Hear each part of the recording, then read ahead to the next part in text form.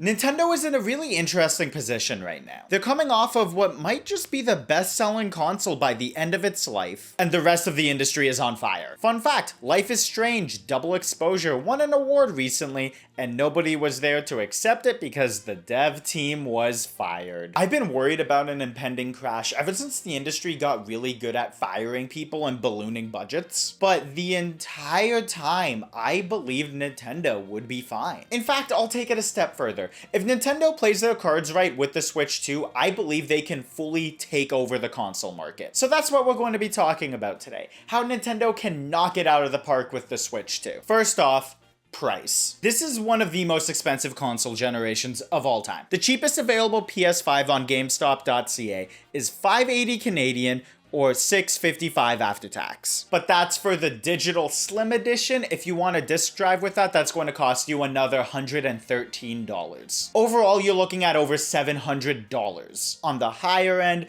the PS5 Pro costs $960 Canadian and doesn't come with a disc drive or stand. So if you want the best version of Sony's current console with all the bells and whistles that don't come with it but came with the base model of the PS5, it's going to cost you over $1,000. That's a lot of money for a console that only has one game. I don't care if Concord died, we respect Astrobot in this household. Like, even ignoring the fact that your top of the line console doesn't come with a stand or a disc drive to play physical games, $1,000 is insane. And we still have to pick between performance and graphics mode on the PS5 Pro. Like, even ignoring $1,000, $700 is a lot for a console. One thing I've noticed a lot at used game stores is that a lot of parents buy older consoles for their kids because they can't justify the prices of the newer ones. Like, I've sold a lot of PS4s and Wiis to parents. To be fair, all of those prices I just mentioned are in Canadian, and our dollar is not as good as the US dollar, but they know the dollar is worse, which is why they raised the price in every single major market outside of the US. They did it in Europe, the UK, Japan, China, Australia, and here in Canada. So over time, as the console has become more available to customers, it's become more expensive and less consumer friendly. I'll get to the anti-consumer part of the PS5 later on. Meanwhile, over at Xbox, the Xbox Series X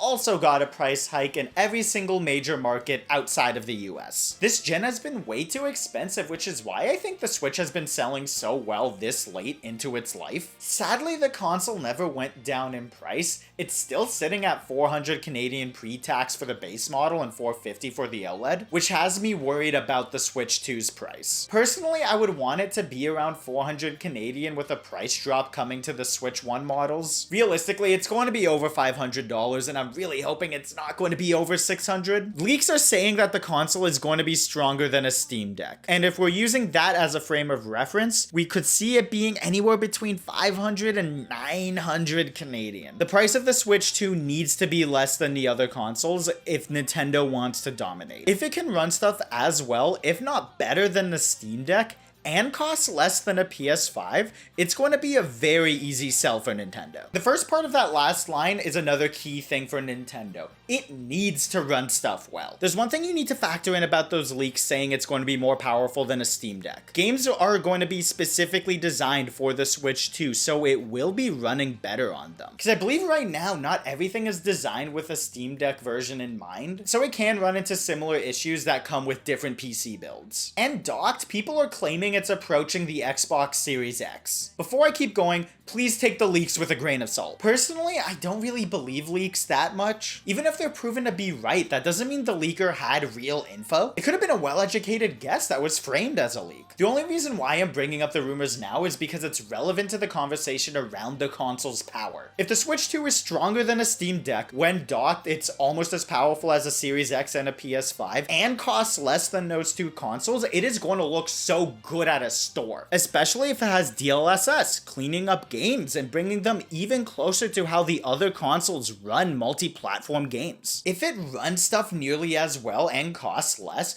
it could be the definitive choice in a way we haven't seen since the PS2. Another thing you need to factor in is how anti-consumer their competitors have been lately. More specifically, PlayStation. Ignoring how much their stuff costs. Remember when PSN went down earlier this year and many people's $1,000 consoles and glorified glorified handhelds were completely bricked, many players were locked out of their libraries both physically and digitally. Keep in mind, no matter what, unless you're buying it off of GOG, you do not own any game you buy nowadays. And PlayStation has the ability to nuke a game off of your console as soon as you connect it to the internet, which they've only done with movies so far, but that's not the case anymore. It was true last year when I was talking about the death of physical games. Since then, Concord came and went comedically fast. And in the middle of everybody dunking on that game for being a soulless multiplayer cash grab that could be PlayStation's biggest loss ever, everyone who got a review code for that game had their copy removed from their libraries by PlayStation. But it's a dead multiplayer, who gives a crap, right? That's how it starts. It's only horse armor, who cares? That whole aspect of the Concord saga got overlooked and I don't like it. We should be sounding the alarms every single time a company takes away a product like that. It's better to get mad before it's a real issue than when it becomes one. Keep in mind that not as many people got mad at PlayStation for raising their prices by $10. Most only really got mad at EA and Ubisoft because EA bad. And now most games cost $10 more. The only time I saw people get mad at PlayStation for this kind of thing was when they said Horizon was going to have a free next-gen upgrade, but later on was going to charge for it. To be fair, they did back down on it, but the PS5 version still cost $10 more, and every game after that that had a next-gen upgrade, you did have to pay the $10. And to give Nintendo flack for the same thing, I am annoyed that Tears of the Kingdom costs more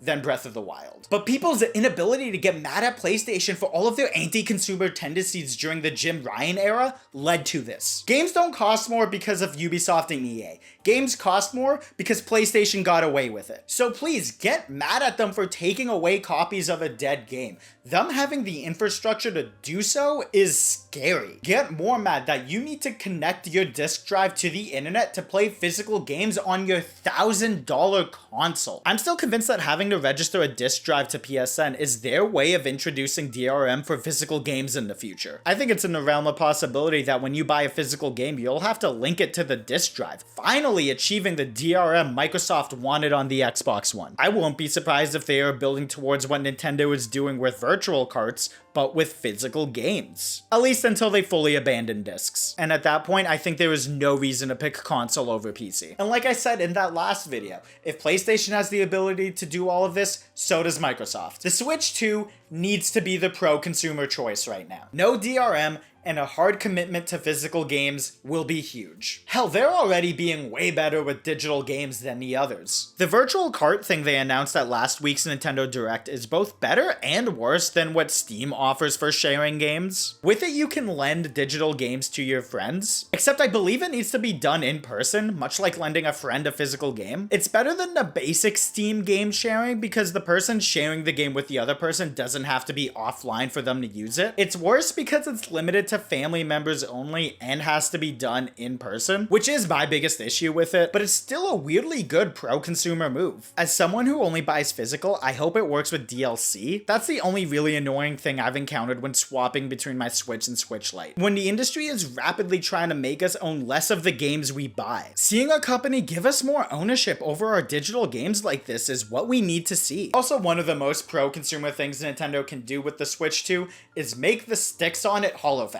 If I don't have to worry about my controller drifting on this console, I'm going to be so happy. But ultimately, the games are the most important aspect of the Switch 2 success. Xbox is still on fire in that aspect, and Phil Spencer's solution is to make them available on all platforms. PlayStation honestly isn't really doing that much better for exclusives right now. We're going to have to wait a few years to see if Astro Bot made them chill out on big AAA games, because we're still in a drought for that from PlayStation. Ghosts of Yotai and Intergalactic are the only ones that have been announced.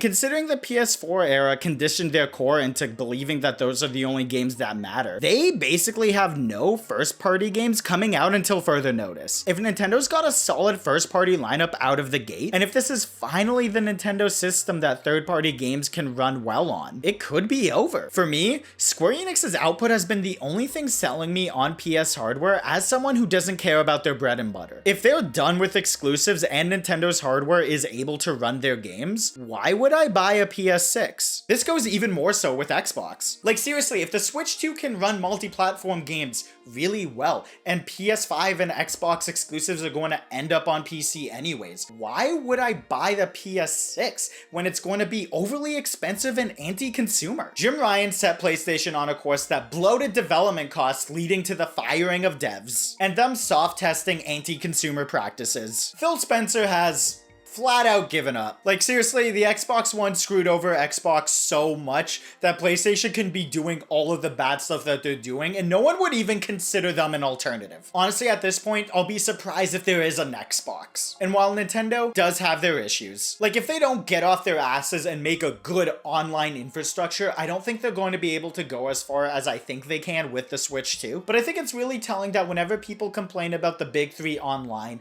it always goes like this. Microsoft is killing Xbox out of sheer incompetence. Sony is firing everybody and releasing overpriced products like Apple. And Nintendo is taking down emulation sites and fan games. There is a valid conversation around emulation and preserving games, but I feel like the other two things are significantly worse for the industry than what Nintendo is doing. Being aggressive with your copyright is anti-consumer. Sadly, Japan has no fair use laws and they love going after anyone operating within it. I think fan projects being killed is nowhere near as bad as people losing their jobs. Like I said at the top of the video, I do think the industry is heading towards a crash. For the record, I do think GTA 6 is going to be the major thing that leads to the crash. I don't think the industry is in a healthy enough place to have a billion-dollar game drop. And that's why I think Nintendo, with their reasonable budgets and less frequent firings, is going to survive whatever crash may come. But if the Switch 2 is a good price, is more powerful than a Steam Deck, is the pro-consumer choice compared to the PS5 and the Xbox Series X, and has a steady stream of first-party games that don't cost the GDP of a country to make,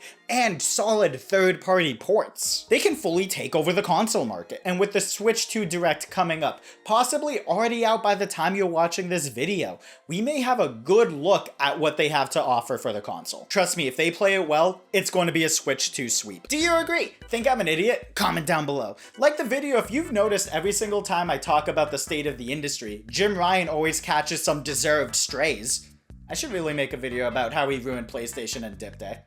And subscribe for more content. Follow me on other platforms if you want. Take care, guys.